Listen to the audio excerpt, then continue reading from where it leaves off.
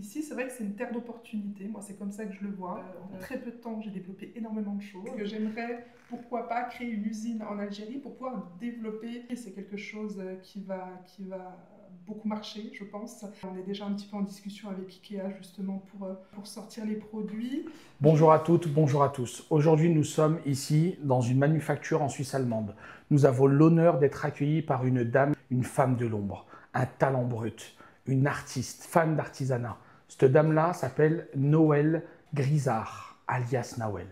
Aujourd'hui, on est là pour vous montrer un petit peu l'envers du décor d'une Algérienne qui a du talent, qui n'est pas fan des flashs, qui n'est pas fan des télévisions ou des médias. On va vous mettre en avant son expérience dans l'horlogerie, sa nature, ses douleurs, ses joies. 3, 2, 1, action. Bonjour à tous, merci de nous suivre. Aujourd'hui, je fais mon premier podcast. Aujourd'hui, nous allons donner la parole à une personne dans l'anonymat qui transmet sa passion, un art, l'horlogerie. Aujourd'hui, je vous invite à liker. N'oubliez pas de partager, n'oubliez pas de vous abonner et je compte sur vous. C'est parti. Bonjour madame, donc je vous invite à vous présenter. Alors, bonjour Mohamed. Bonjour à toi. Je m'appelle Noël Grisard. Je suis donc directrice et fondatrice de la société Artisan Anglage. Je pratique un métier d'art donc très recherché dans la haute horlogerie. Et donc, on va discuter de ça aujourd'hui. Merci de nous accueillir dans ta manufacture. Comment t'es venue cette passion? Alors, moi, je suis donc tombée dedans par hasard. J'ai commencé ma première expérience dans l'horlogerie, dans la manufacture Gégère-Lecoultre, donc à la Vallée de Joux, une très grande manufacture de haute horlogerie, où j'ai découvert la décoration horlogère. Ensuite, j'ai postulé à la manufacture de Breguet, aussi une très très grande maison sur la Vallée de Joux, et on m'a donné l'opportunité donc de m'apprendre le métier d'angleuse. Voilà. Donc on t'a donné ta chance étant jeune. On voulait peut-être pas créer ce poste-là pour toi. Exactement. Et tu as réussi à casser des portes. En fait, pour la petite histoire, quand j'ai postulé chez Breguet, j'ai postulé pour un poste d'opératrice en décoration. C'est plus de la décoration sur machine ou autre. On m'a refusé le poste et on m'a recontacté pour me proposer justement de me former à l'anglage sur une année, sur des pièces rebues. Donc un peu comme à l'école, hein, du maître à l'élève, donc j'étais payée pour apprendre.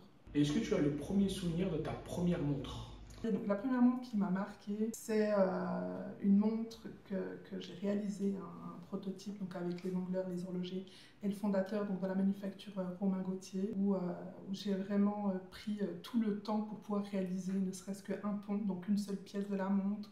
Je pense que j'avais mis pas loin de 80 heures, je crois. Et donc du coup, ça m'avait marqué. Ok. Qu'est-ce qui t'attire spécifiquement dans l'horlogerie suisse? C'est la passion déjà, je veux dire, c'est ce monde où on arrive pour découvrir un métier et finalement on se prend de passion instinctivement et ça vaut pour beaucoup de monde quand on ne connaît pas la haute horlogerie. On voit ça de l'extérieur, c'est de l'horlogerie, c'est des montres, mais une fois qu'on entre vraiment dans le milieu, on tombe amoureux. Ouais, on tombe amoureux. Tu utilises en fait un art que très peu de personnes maîtrisent, vous êtes que deux en Suisse, helvétique à pouvoir transmettre votre passion, transmettre votre expérience. Est-ce qu'aujourd'hui, ton but à toi, c'est plus construire une montre qui t'appartient ou de transmettre ton expérience? Alors, donc moi j'ai différentes activités en parallèle de mon activité principale, donc qui est la co-traitance, donc transmettre, sous-traiter le savoir-faire aux indépendants et aux marques. Donc, je fais de la décoration de mouvement, si je peux parler grossièrement, mais principalement de l'anglage, donc un des métiers d'art de la haute horlogerie. Et donc en parallèle, je crée aussi ma montre de haute horlogerie. Donc c'est une montre d'art, ça fait bientôt plus de 2 ans qu'on est sur le projet. Et l'idée c'est de pouvoir aussi mener les projets professionnels à la passion. Donc la montre, c'est vraiment un projet passion que je fais à côté de mon activité principale. Et cette montre-là, vous la communiquez sur vos réseaux, donc LinkedIn? Alors, la montre qu'on est en train de réaliser avec mon associé, pour l'instant, on communique très peu. Donc on a déjà montré le premier design. Les 3 prototypes sont en cours de fabrication et on va au fur et à mesure justement dévoiler des images de la production jusqu'au jour J, mais pour l'instant on communique très peu. On fait quelques événements privés, donc avec des collectionneurs, des acheteurs et quelques médias pour faire découvrir le projet, mais voilà, pour l'instant on en est là. Est-ce qu'à votre événement vous allez faire à Yverdon, donc le 19, le 20 et le 21 septembre, est-ce que vous allez communiquer là-dessus ou pas du tout? Alors oui, donc Yverdon, effectivement, donc moi je suis membre, donc, comme tu le sais, de l'association du Festival Suisse de l'horlogerie, donc je fais partie du comité et je suis représentante des artisans et des métiers d'art pour ces 3 jours d'événements. Donc moi je participe grandement à l'organisation. Je serai présente également sur place donc pour montrer l'anglage, faire découvrir justement aux personnes qui ne connaissent pas trop la haute horlogerie ou les métiers d'art ce que c'est. Et on ne communiquera pas sur la montre pour cet événement, pour cette année. Okay. Voilà. Pour l'instant, on reste sur des événements privés. Et une fois que les premiers prototypes seront présents, ce sera un plaisir de le présenter au festival. Eh ben, avec plaisir. Raconte-nous un peu ton parcours du début de ton chemin de vie. Raconte-moi un petit peu comment tu as commencé, d'où tu es parti. Alors moi, à ma sortie d'internat, donc j'avais je crois 18 ans à peu près, je suis partie dans les Landes, donc dans le sud-ouest, pour passer 2 semaines de vacances chez une amie qui avait emménagé là-bas. J'ai eu un coup de cœur pour le coin, donc je ne suis jamais revenue. Voilà. Donc je suis restée 4 ans sur place où j'ai bien profité. J'ai travaillé dans différentes industries comme le foie gras, donc chez Delpera pour des postes d'opérateurs. J'ai été aussi gérante d'une boulangerie, donc j'ai fait différentes choses histoire de pouvoir payer les factures et profiter à côté. Après 4 ans sur place, je suis repartie du jour au lendemain également. Je suis revenue sur Besançon parce que je suis native de Besançon. Donc, le berceau horloger aussi, il faut le dire, en France. J'ai travaillé durant 2 ans dans une cafétéria, voilà, pour payer mon permis et puis faire cette petite transition. Mais j'avais déjà l'objectif d'aller en Suisse et d'aller découvrir l'horlogerie. Donc, durant 2 ans, je suis restée sur Besançon, je me suis acheté une petite voiture et ensuite, j'ai pris la route pour Pontarlier. Voilà, où j'ai passé 7 ans donc, comme frontalière. Et c'est à la NPE, je crois, à l'époque que ça s'appelait. Je ne sais plus comment c'est maintenant en France. C'est France Travail. Ok, d'accord. Donc voilà, à la NPE, où on m'a chuchoté justement qu'on engageait pour des postes d'opérateurs dans une manufacture en Suisse, à la Vallée de Joux. Et c'est comme ça que j'ai commencé et que j'ai découvert l'horlogerie à Gégère-le-Côte. Voilà. Comment tu arrives aujourd'hui à équilibrer en fait, ta tradition horlogère avec les innovations modernes en 2025 ?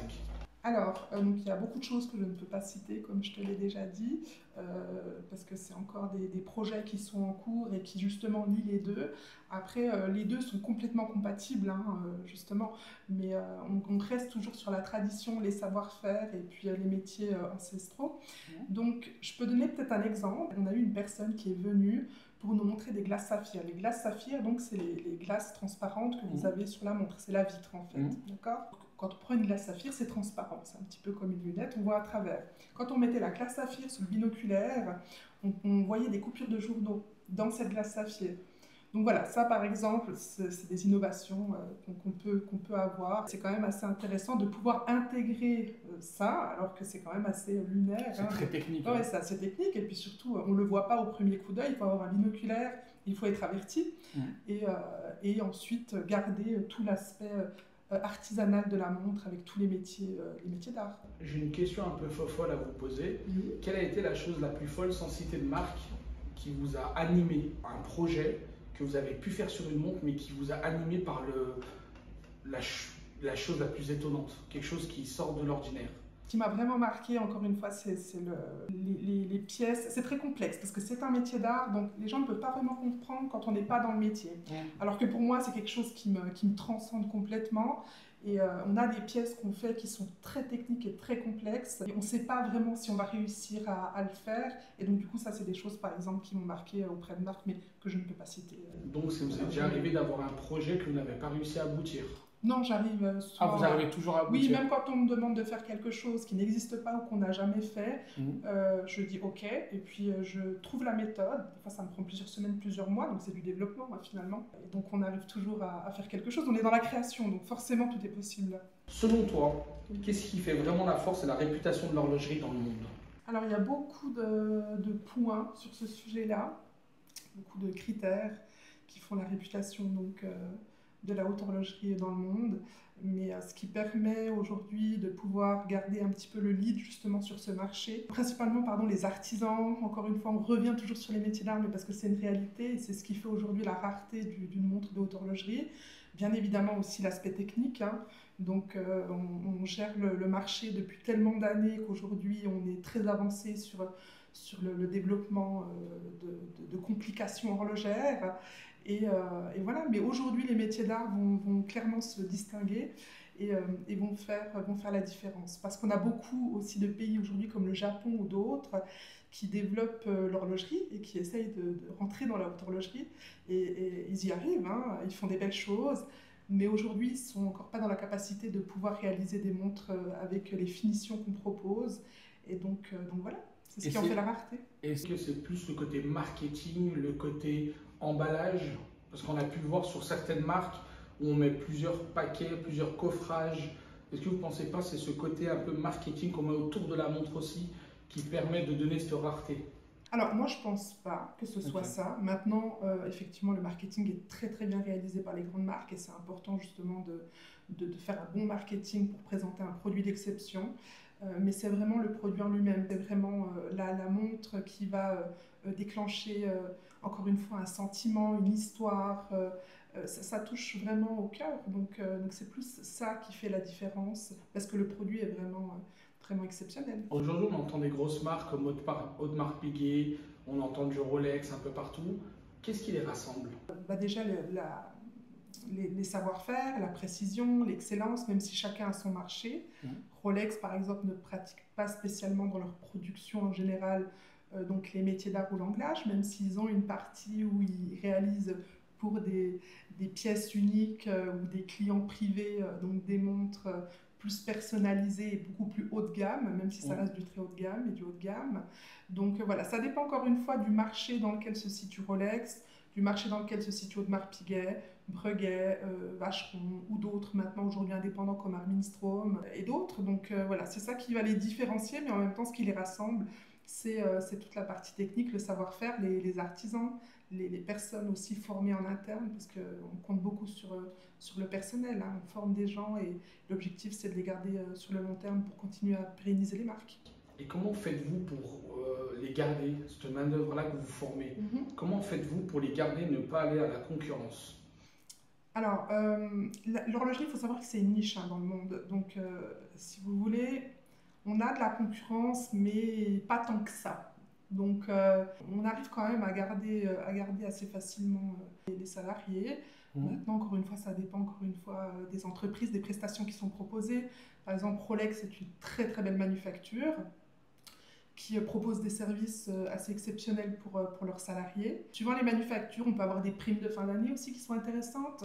Moi, par exemple, si je parle de mon propre cas, qui suis un petit atelier, j'ai beaucoup de personnes qui veulent venir, mais par rapport au cadre de travail, où c'est très familial et où c'est peut-être un petit peu moins strict, je dirais. Donc, on n'a pas de badgeuse pour pointer, on se fait confiance. Voilà, ça dépend de ce qu'on propose. Encore une fois, est-ce que la personne recherche? C'est ce qu'on aime, c'est ce que les gens cherchent aujourd'hui. Ouais. Aujourd'hui, par exemple, vous qui êtes une petite manufacture, est-ce que ces grosses marques-là vous aident lors d'événements, vous aident financièrement?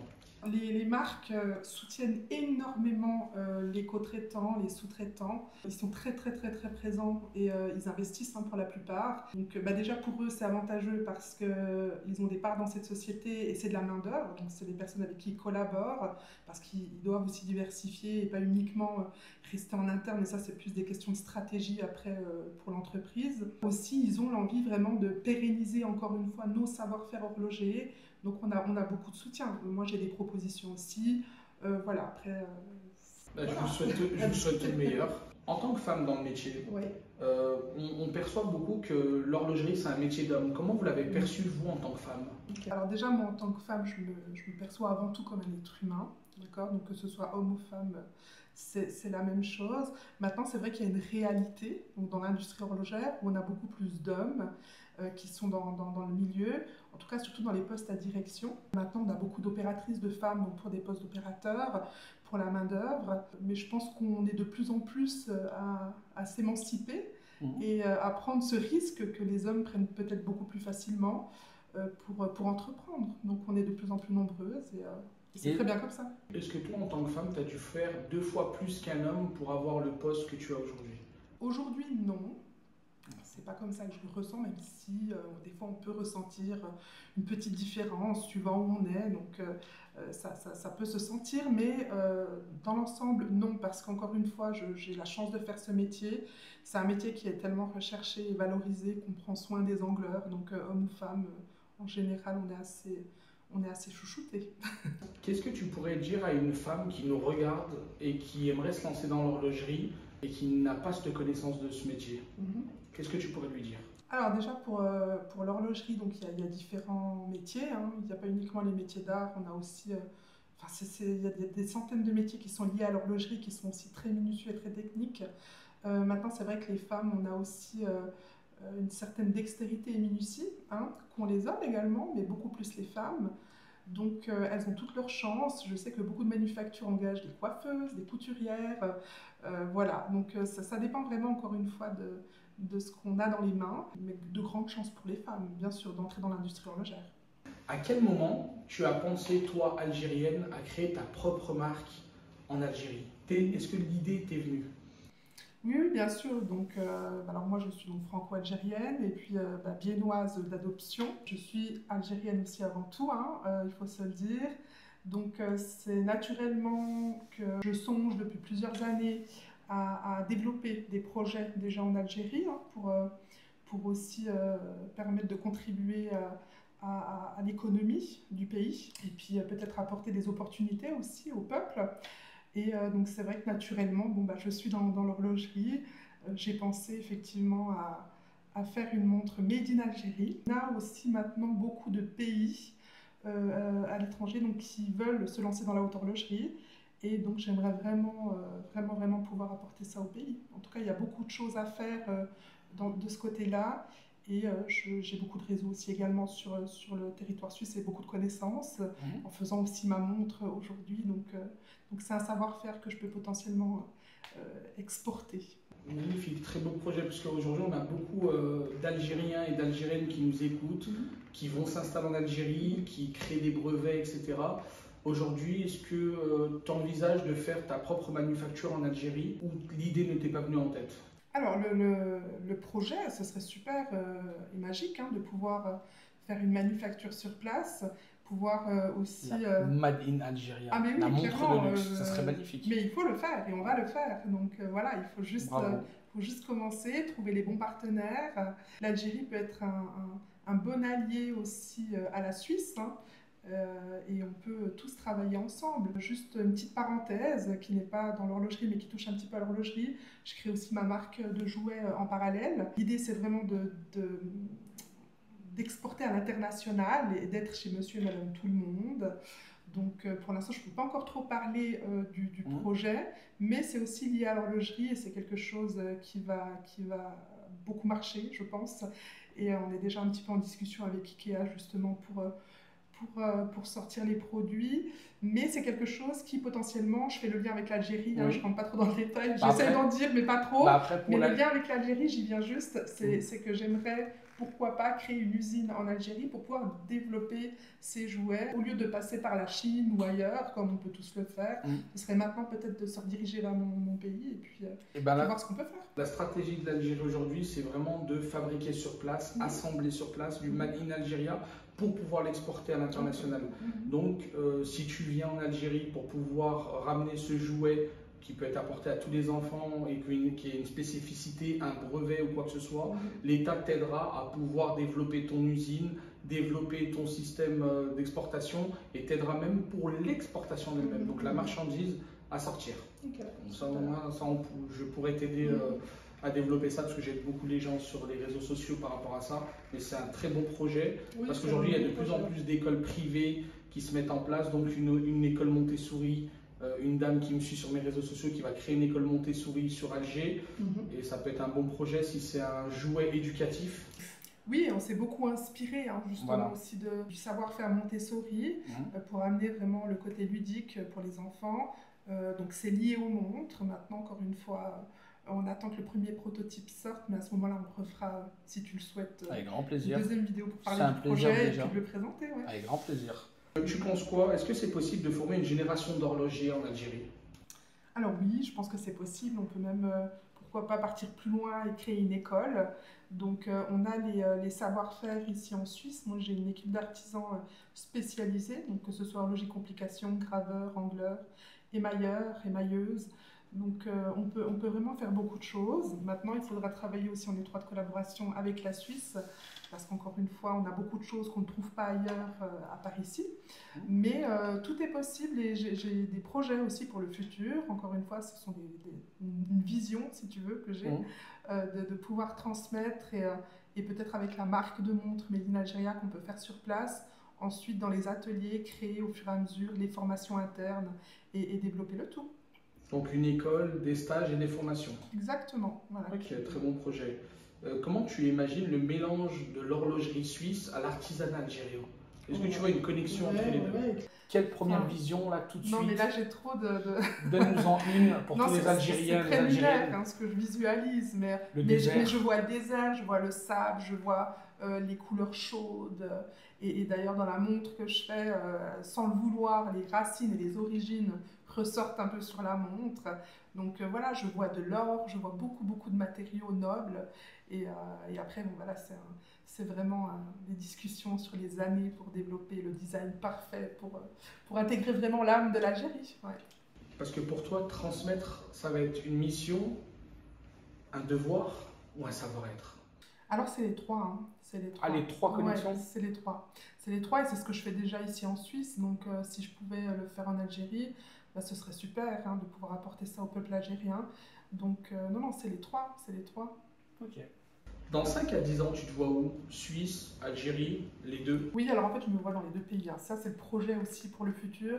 C'est de pouvoir, c'est pour ça que je veux développer aussi en Algérie, c'est de pouvoir vivre en Algérie et aussi vivre en Suisse, continuer mes activités sur place. Surtout pour ma fille aujourd'hui qui a 6 ans, je veux vraiment qu'elle s'imprègne de ses origines. Moi, j'ai pas pu, parce qu'on a grandi en France, mais j'aimerais lui donner cette opportunité-là. Et donc, c'est le projet futur. Voilà. C'est quoi ton rêve ultime dans l'horlogerie? Alors, rêve ultime, j'en ai plein. Moi, je suis une grande rêveuse et puis j'ai beaucoup d'idées surtout. Donc, quelque chose qui va pouvoir marquer. Il y a quelque chose, oui, alors c'est ça, c'est qu'il y a beaucoup de choses aujourd'hui qui peuvent vraiment révolutionner l'industrie horlogère et j'ai une idée assez révolutionnaire. Donc, moi, je parle beaucoup, souvent dans les tables rondes ou auprès des médias, de complications artistiques. Beaucoup de gens ne sont pas d'accord avec moi.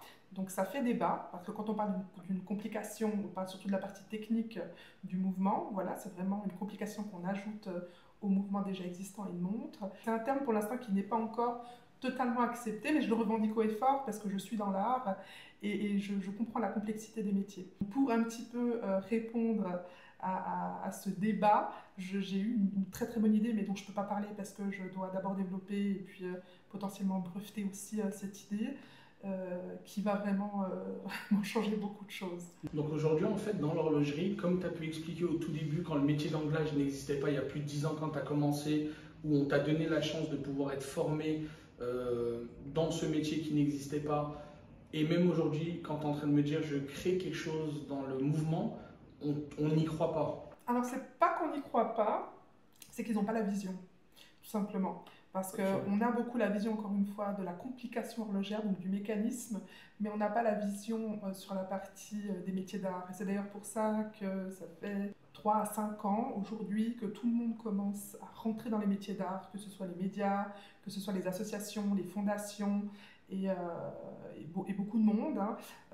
Donc tout le monde essaye un petit peu de comprendre les métiers d'art, mais c'est quelque chose qui est encore pour l'instant incompris. Et c'est d'ailleurs aussi le rôle que joue le Festival Suisse de l'horlogerie, où on met en avant les métiers d'art, les artisans, et on laisse donc tout le monde venir pour comprendre ce qui se passe et comment on fonctionne et qu'est-ce qu'on transmet surtout comme émotion. Quelle trace tu veux laisser dans l'horlogerie aujourd'hui ?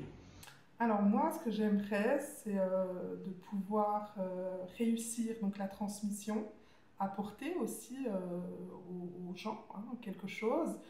Je commence à ma petite échelle, je commence à avoir du soutien aussi des fondations, des associations suisses et des médias surtout qui relaient l'information et la bonne information. Et le fait de pouvoir aussi placer mes apprenants, le fait qu'ils soient acceptés très rapidement dans de très belles marques, prouve aussi que la transmission est réussie. Alors, tu as créé ta propre marque de montre. Quel est ton but de développer d'autres modèles avec cette marque-là ou rester sur ce modèle-là? Non, là, on va faire uniquement 8 pièces, donc qu'on peut aussi déjà partager. Il y a le site internet est déjà en ligne. On a 8 pièces qu'on va vendre exclusivement pour ces 8 modèles et on peut un petit peu personnaliser. Maintenant, c'est des montres de très haute horlogerie, donc forcément... il n'y a qu'une certaine clientèle qui peut s'offrir ces pièces d'exception parce qu'on a essayé de lier la haute horlogerie avec la haute joaillerie. C'est vraiment plus une pièce comme un bijou unique qu'une montre qu'on peut porter tous les jours. Donc une montre aujourd'hui pour toi, tu la symbolises comment? Un objet? Une œuvre d'art? Non, c'est de l'émotion. Voilà, œuvre d'art, l'émotion. c'est de l'émotion, c'est ça. C'est une émotion. On achète une montre parce qu'elle nous touche, on achète un bijou parce qu'on a ressenti quelque chose, et c'est vraiment l'émotion qu'on va ressentir. Ouais. Quel message tu as envie de donner à tous ceux qui nous écoutent quand ils entendent le mot horlogerie? Quelle émotion tu peux leur donner par rapport à ta passion, ton art? Alors, par rapport à mon art, j'ai tellement de choses à dire que ça prendrait trop de temps de rentrer dans le détail, mais en tout cas, l'anglage, c'est un métier passionnant. Vraiment, hein, même quand on n'est pas du tout manuel, dès qu'on commence un petit peu à toucher, à rentrer dans cette création, on a vraiment envie de comprendre comment ça marche. Parce que c'est quand même très difficile, hein. Plus c'est compliqué, et plus on veut y aller en fait. Puis on se met dans une bulle et d'un seul coup, on ne voit pas le temps passer. Parce que c'est aussi des métiers où le temps ne passe. Enfin, on ne voit pas le temps passer, vraiment. On peut être 4 heures sur la pièce, on a l'impression que ça fait 30 minutes qu'on est dessus. Donc il y a vraiment ce côté aussi thérapeutique que moi j'ai analysé sur les années, qui fait que ça apaise aussi. Il y a beaucoup de choses, hein, qui sont liées, encore une fois, avec les émotions à l'horlogerie. Donc c'est intéressant d'y aller et de voir si c'est quelque chose qui peut permettre de peut-être changer la vision du travail. Donc tu penses que l'émotion que tu mets en créant cette montre-là, le client le ressent? Ah oui, clairement, clairement. Clairement, c'est une histoire qu'il achète, hein, vraiment. C'est, encore une fois, on a différents acheteurs, on a différentes catégories de collectionneurs, mais c'est une émotion qu'il achète. C'est l'histoire de la montre et l'émotion qu'il ressent. Si tu devais résumer ton parcours en une phrase? Mon parcours, en une phrase, c'est très compliqué de répondre à cette question, mais quand tu je vois peux dire toutes les barrières que tu as l'envie, eues, je peux dire. Voilà, je peux dire un mot, c'est l'envie. et aujourd'hui transmettre. Et peut-être un autre. Alors aujourd'hui, la transmission, ouais, c'est clair. Mais non, si vraiment, vraiment je résume mon parcours en une phrase, c'est Dieu est grand. Voilà. Il est très très grand. Et aujourd'hui, pour moi, c'est une fierté. Je te remercie de nous accueillir dans ta manufacture en Suisse allemande, parce que tu es là pour moi l'Algérienne de l'ombre, quelqu'un qui a un grand parcours, qui a été semé d'embûches, mais qui t'a permis d'être ce que tu es aujourd'hui. Aujourd'hui, tu es là pour transmettre ton émotion. Nous, en tant qu'Algériens, on est fiers de toi, parce qu'aujourd'hui, tu as réussi dans un monde où la femme algérienne n'a pas ce statut. Et qu'est-ce que tu as à dire aux Algériens, aux Algériennes qui aimeraient être comme toi? Pas le fait d'envier, jalouser, parce que nous, les Algériens, on ne s'envie pas. On souhaite que du bonheur et on sera toujours là pour te pousser, que ça soit sur la montre algérienne ou même en Suisse. Mais qu'est-ce que tu as envie de dire aux Algériens qui ont envie d'entreprendre et qui ont des barrières aujourd'hui avec la conjoncture actuelle, avec tout ce qui se passe? Alors, moi je dis, après, on a les Algériens, par exemple, de France, et on a les Algériens de Suisse et d'autres pays. Mais là, je vais parler donc des deux pays que je connais. Ça fait bientôt 10 ans, enfin 8 ans, un peu plus de 8 ans que je suis en Suisse. Et plus de 15 ans que je travaille en Suisse, et j'ai grandi aussi en France. Donc déjà, c'est deux mentalités qui sont complètement différentes, c'est deux climats qui sont aussi différents. Donc la façon dont on grandit en France et la façon dont on peut grandir ici en Suisse, où on est beaucoup plus confiant ici. On se sent beaucoup plus valorisé aussi, donc ça fait beaucoup de différence, et ça permet aussi d'avoir plus confiance en nous et d'entreprendre. Moi, en France, j'avais beau essayer d'ouvrir les portes, hein, à mon petit niveau bien évidemment.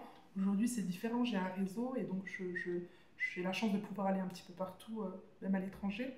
Mais c'est vrai que quand on commence de rien, c'est très compliqué de pouvoir casser les barrières. Mais on le fait quand même, avec beaucoup plus de difficultés.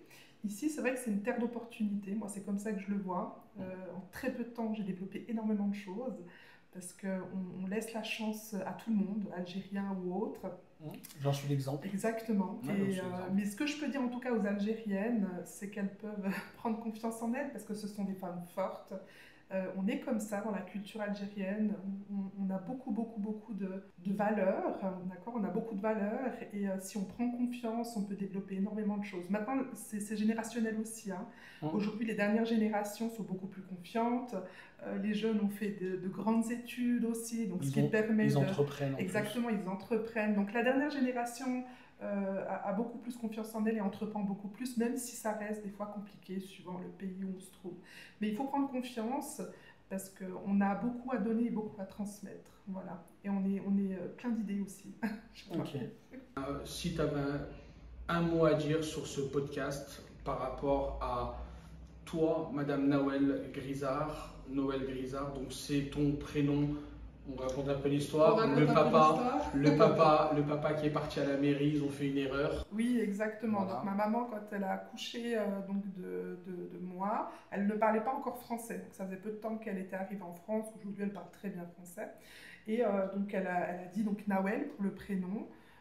Donc de ce qu'elle m'a raconté. Ouais. et du coup, c'est la sage-femme, je crois, qui avait noté, si je me souviens bien, sur le bracelet, Noël. Voilà. Donc, et ma mère ne savait pas, parce qu'elle ne savait pas lire à l'époque, donc elle ne savait pas que le prénom était écrit Noël. Et donc, du coup, on m'a enregistré sous le prénom de Noël. Okay. Voilà pourquoi c'est Noël Grisard et pas Nawel. Mais mes proches m'appellent Nawel pour la plupart, et d'autres Noël. Donc voilà, je me reconnais sur les deux prénoms. Est-ce que tu penses que ce Noël t'a apporté plus de facilité que si tu t'appelais Nawel? Alors, oui. Peut-être pas en Suisse. Hein. C'est une réalité où le prénom peut aider. Voilà. Ça, okay. Je m'en suis pas rendu compte tout de suite, c'est plus tard, même si j'avais aussi le nom de famille algérien, mais je me suis rendu compte qu'effectivement ça permettait de peut-être casser des préjugés ou des barrières, et ça me donnait plus d'opportunités. Aujourd'hui, il y a beaucoup de gens qui viennent sur mes lives, qui me posent des questions, qui me disent actuellement, dans l'horlogerie, c'est assez difficile, que ce soit des décolleteurs, des sertisseurs, des polisseurs. Comment vous voyez le marché de l'emploi actuellement en Suisse? Nous sommes mi-août 2025. Vous voyez comment le marché de l'emploi actuellement? Alors, aujourd'hui, le marché, il est compliqué. Il est compliqué pour plusieurs raisons.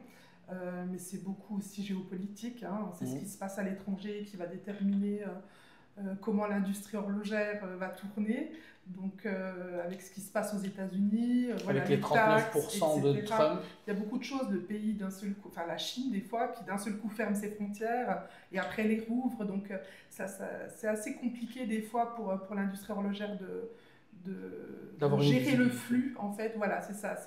On a une visibilité parce qu'ils ont déjà le visu sur plusieurs années. Hein. Tout est bien structuré, carré. Et puis on prend en compte aussi ces possibilités-là, hein, que demain ça puisse ne pas jouer. Donc, mais ça touche quand même forcément l'industrie, même si la Suisse, encore une fois, aide beaucoup les manufactures pour préserver les salaires, pour aider. Donc il y a quand même des grosses aides qui sont faites par le pays. Oui, ça, c'est le système, très important. La Confédération qui a poussé les RHT de 18 à 24 mois pour pouvoir élargir le chômage partiel. Ouais.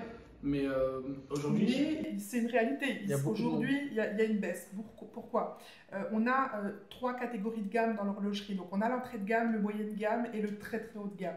Donc moi, je me trouve dans le très très haut de gamme. Donc c'est aussi pour ça que je ne connais pas la crise et qu'on est beaucoup même en heures supplémentaires, souvent dans nos métiers d'angleur et même tout ce qui touche un petit peu des fois au métier d'art, mais principalement l'anglage. Parce qu'encore une fois, l'anglage, c'est une obligation aujourd'hui sur une montre. Une gravure n'est pas obligatoire, vous voyez. Donc du coup, c'est un petit peu ça qui fait que nous, on n'est pas trop touchés. Maintenant, pour tout ce qui est entrée de gamme, ça peut être peut-être l'entrée de gamme, je dirais 2000 francs jusqu'à 10 000. 10 000 et 20 000, on serait plus sur le milieu de gamme, peut-être même jusqu'à 40 000. Et puis après, à partir de 50, je dirais même 60, 80, là, on commence à entrer dans le haut de gamme. Et puis après, 100 000, 200 000, 300 000 pour les prix des montres. On est dans le très très haut de gamme. Donc, suivant la catégorie où on se situe, voilà, il y a des marques qui se situent dans l'entrée de gamme, d'autres qui se situent dans le moyen de gamme et d'autres dans le très haut de gamme. Donc, mes recommandations, c'est justement d'aller dans le très haut de gamme. Et après, pour ça, il faut savoir aussi où aller. Donc, moi, je connais un petit peu les manufactures qui ne connaissent pas la crise quand il se passe ce genre de choses. Il y a des boîtes qui ne licencient pas, il y a des boîtes qui montent en flèche. Beaucoup en Suisse allemande? Non, du tout. Beaucoup du côté de la vallée de Joux, du côté de la Chaux-de-Foncy, canton de Neuchâtel. Voilà, suivant les marques, encore une fois, tout est discutable et il faut juste réorienter au bon endroit, mais encore une fois, c'est pas tout le monde qui a cette expertise. Voilà. Tu sais qu'il y a beaucoup de gens qui vont aimer tout ce que tu as dit parce qu'ils ont mis un visage sur un nom. Oui, tu m'as dit que tu te rends compte justement de de ce que ça va apporter donc aux gens qui vont regarder la vidéo. Et je te disais justement que moi aussi j'étais partie de rien et donc que j'étais aussi donc cette Algérienne à l'époque. Donc je comprends ce qu'on ressent, je comprends ce que ça peut faire dans l'esprit de quelqu'un. Et voilà. Et ça va être une fierté pour tous les Algériens parce que tu es une réussite absolue et je te souhaite encore tout le meilleur. J'espère. Mais maintenant, quand tu vois ta situation aujourd'hui, Dieu merci, tout va bien pour toi. Alhamdoulilah. Quand tu vois la petite Nawel, c'est quoi le parcours? La petite Nawel, alors déjà la petite Nawel, elle était très déterminée déjà depuis petite, hein, d'accord. Donc ma mère, quand elle m'emmenait acheter, je savais qu'elle n'avait pas beaucoup de moyens, par exemple des vêtements, tout ça, c'était la bagarre parce que j'avais déjà conscience en fait que c'était compliqué pour elle. Et donc j'aspirais qu'à une chose, je pense déjà à l'âge de 8 ans, 9 ans, 10 ans, c'est d'aller travailler pour pouvoir l'aider. Voilà. Donc je refusais même qu'elle m'achète des vêtements. C'était un petit peu l'état d'esprit, en tout cas moi, dans lequel j'étais. Je ne sais pas si ça a été perçu par ma famille, mais c'est comme ça que j'étais quand j'étais petite. Et donc du coup, bon, là c'est pour revenir un petit peu à l'enfance, mais dès que j'ai eu 12 ans, 13 ans, 14 ans, je faisais des petits boulots. J'allais travailler à la Foire Comtoise, à la sortie de l'école, et puis ce que je gagnais, j'allais le donner à ma maman. Donc tu vois, c'était vraiment... j'étais déjà un peu dans cette conscience où il faut travailler. Après, j'avais pas conscience que les études à l'époque pouvaient me permettre de développer plus rapidement mon ambition, parce que j'avais pas encore justement cette conscience tout simplement de ce que je sais aujourd'hui. Donc pour moi, la voie la plus rapide, c'était d'aller bosser. Donc c'était un petit peu l'objectif de vie. Et tout ce que j'ai fait, je l'ai aussi fait donc, bah, déjà avec la foi, hein, on fait les choses en avançant avec Dieu. Et surtout, je l'ai fait pour essayer de rendre fière ma maman et d'apporter à ma famille peut-être des choses qu'ils ne pouvaient pas avoir. Donc voilà, c'est tout ça qui a fait qu'aujourd'hui j'ai cette ambition et cette détermination.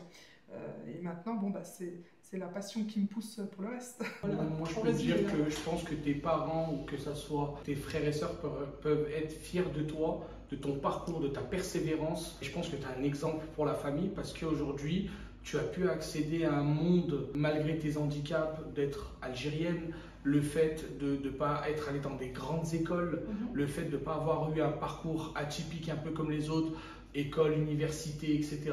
Aujourd'hui, je pense que tout le monde peut être fier de toi. Et aujourd'hui, tu es dans les hautes sphères de l'horlogerie, tu transmets ton art, tu permets à des gens qui n'ont plus foi en eux, qui croient plus en eux, de avoir une reconversion professionnelle et d'accéder à un métier qui peut les animer par leur minutie, etc. Moi, je pense qu'on peut être fier de toi parce qu'aujourd'hui, non, mais vraiment du fond du cœur, parce que aujourd'hui, j'ai appris à te connaître un peu en off et j'ai pu voir qu'aujourd'hui, tu es animé par ce que tu fais. C'est très rare. Moi, j'ai connu des gens, des chefs d'entreprise, des businessmen, etc. dans mon réseautage qui font ça uniquement par l'argent. Et toi, c'est pas ce qui t'anime. C'est là la différence, justement, quand quelqu'un fait ça pour l'argent et quand on fait ça parce qu'on est animé par quelque chose. Forcément, quand on est animé, on va être beaucoup plus qualitatif, on va réussir à penser à des choses ou à voir des choses ou à entreprendre des choses que les autres ne vont pas forcément voir parce que le moteur, c'est pas l'argent. Moi, je suis très ambitieuse, j'aime beaucoup l'argent et j'aime faire de l'argent. Par contre, c'est pas mon moteur. Voilà. Et donc ça fait toute la différence. Et c'est ce qui me permet d'avancer. Alors toi, je te mets dans la case des businesswomen parce que tu viens de dire quelque chose. Il y a une phrase d'une businesswoman que j'ai rencontrée en Algérie qui m'a dit « l'argent, je le vois comme un outil ». Exactement. Tu le vois? C'est exactement ça. Voilà. Et ça, c'est une phrase qui m'a beaucoup marqué dans le mindset. Exactement. Okay. C'est ce qui permet d'entreprendre. Moi, j'ai des projets, que ce soit humanitaire ou autre. Le projet premier, c'est déjà de pouvoir sécuriser donc mon foyer, sécuriser l'avenir de ma fille. Bien sûr, encore une fois, par la volonté de Dieu, hein, parce que j'avance beaucoup aussi avec la foi. Ça ne va pas sans la foi. Et ensuite, pouvoir offrir aussi aux personnes qui ont besoin, donner des opportunités à d'autres voilà, où il n'y a pas de porte ouverte, où on ne peut pas se faire pistonner parce qu'on ne connaît personne. Donc moi, c'est pour ça que j'ouvre quand même les portes assez facilement.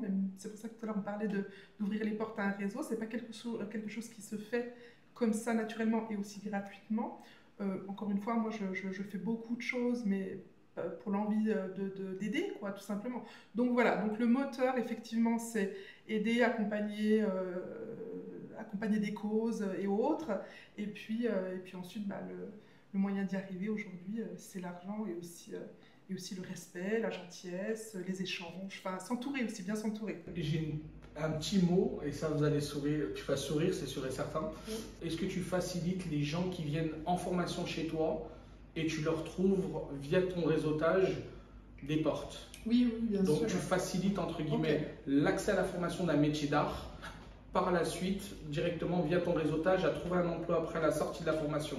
Est-ce que tu te considères comme facilitatrice? Bien évidemment, parce que je ne peux pas juste former et puis laisser la personne partir comme ça, se débrouiller, alors que c'est encore une fois un milieu et un marché qui est quand même assez exclusif et c'est pas tout le monde qui a l'expertise ou la connaissance de savoir où aller, comment, pourquoi.